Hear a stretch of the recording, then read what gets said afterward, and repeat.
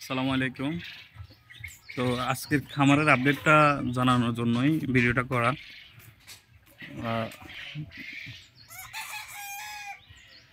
বর্তমানে যে পরিস্থিতি এখন দাঁড়াইছে, আহ, আমার যে হাঁসগুলো ছিল অসুস্থ ছিল কিছুদিন যাবৎ। লাস্ট 2 দিন আমার মনে হয় যে ভালোই ছিল, কিন্তু আজকে থেকে আবার অবস্থা খুবই খারাপ। মানে আগের মতো সেম অবস্থা।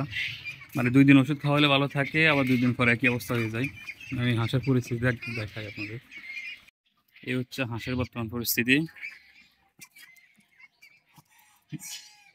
এ- এদেরকে আমি সিপ্রোসিন খাওয়াইছিলাম, মানুষ যেটা খায় পায়খানার জন্য, সেম ওষুধটা খাওয়াইছিলাম। আগে সকাল ওষুধ খাওয়ানোর পরে লাস্ট অপশন ছিল এটা। আলহামদুলিল্লাহ 2 দিন ভালোই ছিল। আজকে থেকে আবার একই অবস্থা, যেমন এই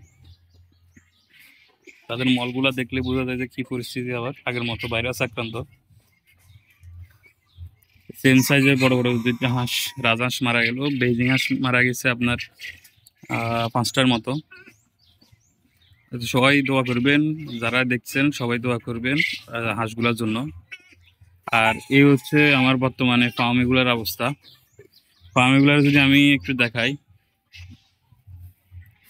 এই হচ্ছে ফার্মি বর্তমানে। এগুলার লিটার অবস্থা মোটামুটি খারাপ দিকে। এটা আমি খুব শীঘ্রই চেঞ্জ করবো। তারপরেও আজকে আমি কিছুটা একটু ইয়ে করে দিলাম, নাড়াই চাড়াই দিলাম, যাতে বসে না থাকে। এই মাঝের অংশটা কিছু বসে গেছিল, সেগুলো আমি একটু ইয়ে করে দিলাম, নাড়াই দিলাম। এখন মোটামুটি একটু আরামে আছে। তো এগুলার বয়স আজকে প্রায় 65 দিনের মতো। তো আমার জানা মতো এগুলো 4 মাস প্লাস বা 5 মাসের ভিতরে ডিমে আসে। তো এটা সঠিক ওজন বা সঠিক ইয়াটা সাইজটা হয়েছে কিনা একটু আমার জানাবেন, যারা অভিজ্ঞ আছেন।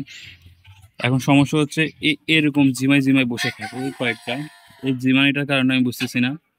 যদিও আমি কিছু ডক্সিবেট খাওয়াইছিলাম, অনেক সময় মাইক্রোনিউটে খাওয়াইছিলাম, কিন্তু এদের প্রথম থেকে একটাই সমস্যা, এরা এইভাবে বসে থাকে কয়েকটা, আর নিলেই বসে থাকে। মানে এটা কি কোনো ঠান্ডা জনিত বা অন্য কোনো ভাইরাসে আক্রান্ত কিনা সেটা আমার জানা নাই। যাদের একটু জানা আছে তারা অবশ্যই আমাকে জানাবেন। আর এটা তো দেখাইলাম, এবার এখন দেখাবো পাখির কি অবস্থা বর্তমানে।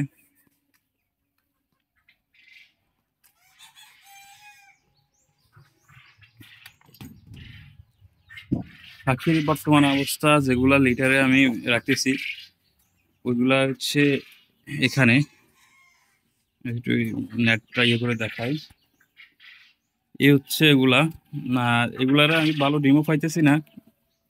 একটা দুটো ফাড়ে, এই যে দুটা তিনটা ফাড়ে যেরকম, ওই সাইডের ডিমগুলা একসাথে আজকে দুটা ফাটলে আগামীকাল বা পরের দিন 2টা 5টা করে বাড়ছে, কিন্তু এদের কোনো বাড়াবাড়ি নাই, 2টা 3টাতে সীমাবদ্ধ। আর আমার মনে হয় যে আমি জায়গাটা একটু বেশি দিয়ে ফেলছি, একটু ছোট করা উচিত। আর আজকে একটা ব্যাড নিউজ হচ্ছে, আমার যে পাখিটা, এটা আমার খাঁচায় ছিল। এখন আমি বুঝতেছি না যে এটা কি লাফালাফির কারণে এই অবস্থা নাকি মারামারির কারণে এই অবস্থা। এখান থেকে আমি এখানে নিয়ে ছেড়ে দিছি, কিন্তু এটা আমি আসলে এটা বুঝতেছি না। এখন যারা মোটামুটি জানেন কোয়েল পাখি সম্পর্কে, তারা আমাকে একটু ইনফর্ম করিয়েন যে এটা কি করলে ভালো হয়। এটা চুপচাপ বসে রয়েছে, আজও কি বাঁচবে কিনা তাও জানি না। আমার জানা মতো মনে হয় যে লিটারে পাখি ব্যবস্থা, লিটারে পারলে পাখিগুলো অতিরিক্ত ডিস্টার্ব করে। এই যে বর্তমান পাখিগুলো, এগুলা এই পরিমাণ যে ডিস্টার্ব করে যে ফাটাফাটি মাথা মাথা ফাটাফাটি অবস্থার মতো হয়ে যায়। আর বর্তমানে মুরগির বাচ্চা ছোট যেগুলো আমি ব্রিডিং করতেছি, এগুলো হচ্ছে এখানে এখানে 17 পিসের মতো ছিল, আপনারা জানেন, এখনো 17 পিসের মতো আছে আলহামদুলিল্লাহ। কিন্তু গ্রোথটা এদের আসে নাই, কেন আসে নাই আমি জানি না। বাট এগুলোর দিকে আমার কোনো এত নজরও নেই, এগুলা মায়ে দেখাশোনা করে। আজকে এখনো বাইর করে নেই, এটা এখনো লাইভ জ্বলে। এগুলা সম্পর্কে আমি আমি যা পাইলে এখানে আছে, কিন্তু এগুলো আমি কোনো ইনফেক্ট কেয়ার করতেছি না। আলহামদুলিল্লাহ এগুলো এখনো সুস্থ সবল। কিন্তু অন্য মুরগি বলে কিন্তু এতদিন থাকার কোনো সম্ভাবনা ছিল না, যেহেতু দেশি মুরগি একটু সত্তরটা আছে, ভালোই আছে। আর বর্তমানে যেগুলো আমার খাঁচায় অবস্থা করছে, সেগুলো হচ্ছে এগুলা খাওয়ার কি পরিমাণ যে খাবার খায় এবং পরিমাণ নষ্ট করে, 1 কেজির উপরে যে অনেক এদের খাবার নষ্ট হয়, যেগুলো আমি নষ্ট না করে আমার যে দেশি মুরগি ছিল বা আছে ডিম দেয় ওগুলো আমি খাওয়াই দিই, ফলাই দিই না। এদিক থেকে আমার সেভ হয়। কি হচ্ছে ফাঁকি।